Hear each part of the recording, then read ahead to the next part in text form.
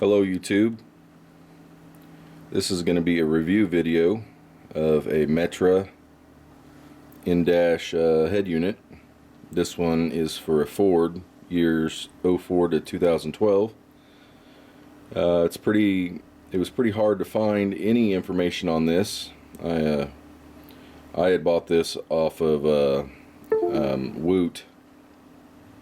They were having a deal, and they had it for, I think, Chrysler and Chevy and Ford, and I bought the Ford version for my Ford. But other than maybe one other site, it was really hard to find any information on this stereo. Absolutely no reviews I could find. So this is just kind of maybe to help somebody else out that's looking for information on a Metra stereo. Metra makes all sorts of kits for wiring harnesses for aftermarket radios and dash kits. Real easy to find things like that. I didn't realize that they made direct fit stereos. This is made to fit in place of your stock stereo, and it fit perfectly in my truck. I already have it installed. I've been using it for about a week, so we'll take a look at that now.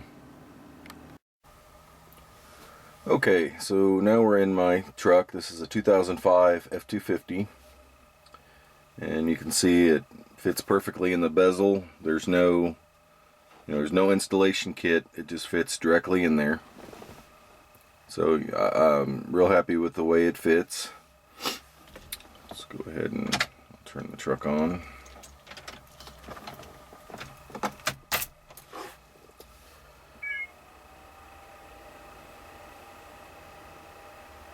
Protection and blessing. This is the 62nd time the nation has... Okay, so this is the radio portion of it. Just kind of run through the menu. So you have radio, and you've already seen it. You have stations. It's always set up like this. This is pretty much the only view I think there is. I don't think you can change the... I think you can change the background from a couple other options, but they're pretty similar. You have a radio button over here that will get you through 3 sets of FMs, and then there are 2 sets of AMs. So we can go back to menu. Sorry for trying to hold the camera at the same time. Okay, so we have GPS, and I ran my antenna for the GPS, and I've done all that, so it's working. And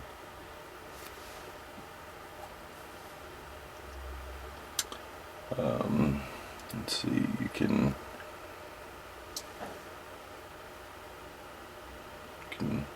find, like, there's recent places there, I guess, that I've been to. Just press navigation again. Kind of takes you back to where you were last. So we'll go back to menu. Do I have DVD? And it has memory, so it'll just play off from where you were last.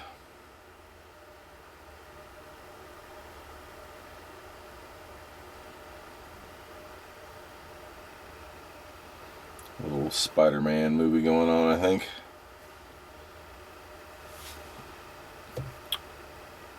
It's got a zoom feature. Like if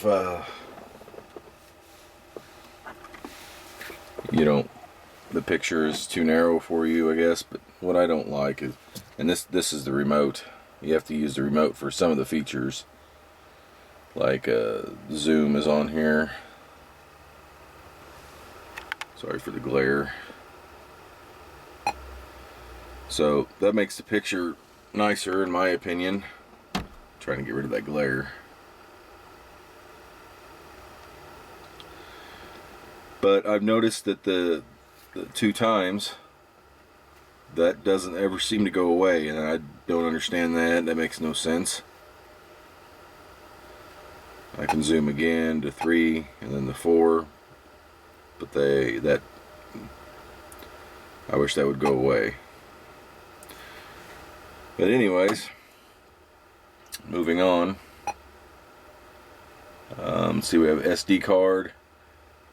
I have one in here. I tried putting a movie on it, but I don't think it'll play a movie from the SD card. I think it's just music.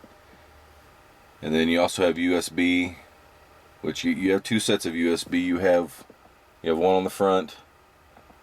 This is a GPS SD card, which is in there.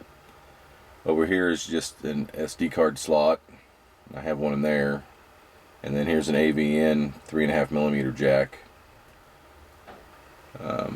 So USB, I tried putting a movie on a thumb drive, but I didn't have any luck of it playing from there either. I was just seeing what would work.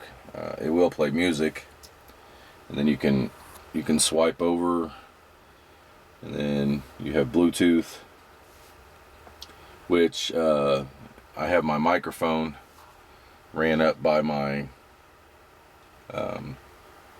it's on my headliner up by my rear view mirror. That's kind of what was suggested to run, or how to run it.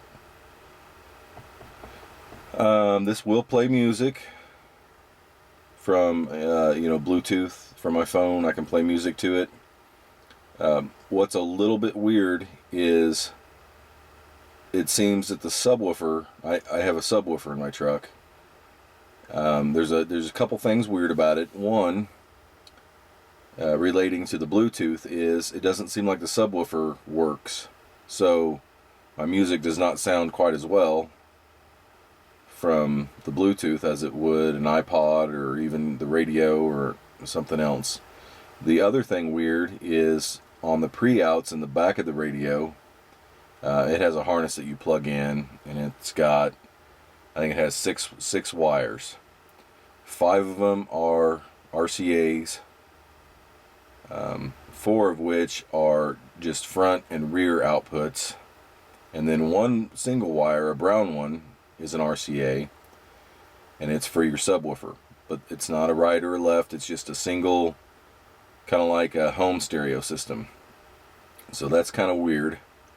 I got it to work. I just ran 1 single RCA back to my left channel on my amp, and that seems to work.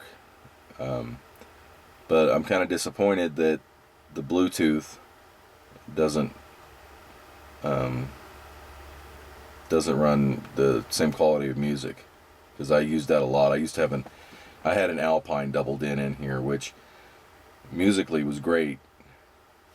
So anyways, we'll keep moving on.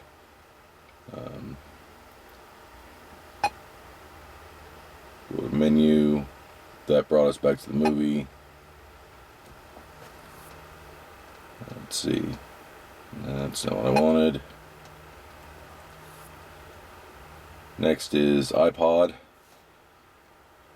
The iPod controls are, if you're coming from just a stock stereo, you're coming to this, it's probably great. But my Alpine, I think it was a WXA 404, it had much better control of your iPod. I mean, you can still control this one. It took me a little bit to figure out how to get to your playlists, but you hold menu down, and you have playlists, artists, albums, so on.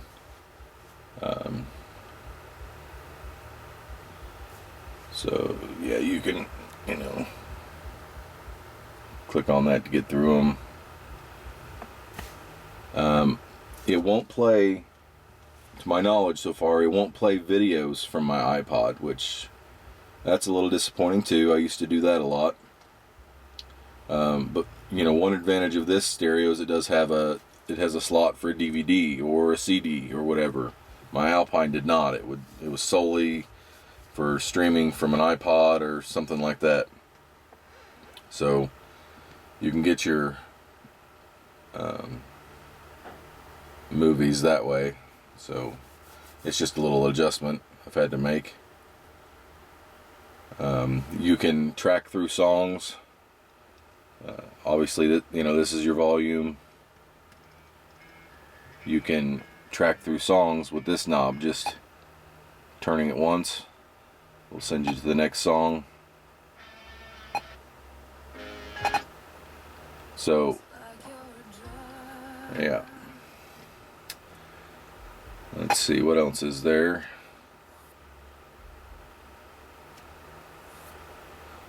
Touchscreen is pretty good. It's definitely not as good as like a cell phone or a tablet. I think it's better than my Alpine I had. You don't have to press it too hard. It's just kind of pressing it correctly. As far as setup goes, you got a setup for video, which you can change, like, brightness, color, things like that. Audio is basically treble, bass, subwoofer volume. Then of course your mix as far as front and rear and left and right. So there's not a whole lot of options there. Set your time. I think this is for touchscreen. It kind of configures it. It's also set up for steering wheel control. So if you have controls on your steering wheel, it has a harness that will connect to that. And then here's over here to the right is just your different backgrounds you can have. So it's pretty plain. You can choose, it's a little blacker, and that's kind of just a flat black. We'll try that one.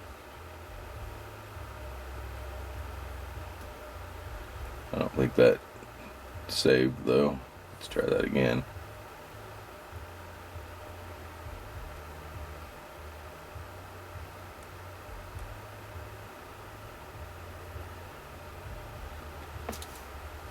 I don't know, that's still didn't seem to save. Okay, so also you turn your lights on, it illuminates your buttons. It dims the screen. Display, you can go dimmer, you can go all the way off. That would, and then like if you're in GPS, you can say you're listening to your iPod, and then you jump to your GPS, set your location, and you can let it go, and you can switch back to your iPod, and it will still, it'll still give you the commands and everything, the turn-by-turn directions, so you don't necessarily have to be on that screen. So that's kind of a plus. So that's kind of my review. It's got pros, it's got cons, but you got to keep in mind I'm also comparing this to an aftermarket Alpine. If I was to compare this, this truck came with a 6-disc CD changer, indash. If I was comparing this to that, this would probably score a lot higher. But I am comparing it to, my, I'm sure, Alpines and Pioneers, or several aftermarkets. But I just got a good price on this. I like the clean fit, so I went with it, and I like it, but there's some things I would change about it. So if you have any questions or anything like that, please let me know in the comments. Hopefully this video may have helped a little bit. I know there's not much out here on them. So have a good day.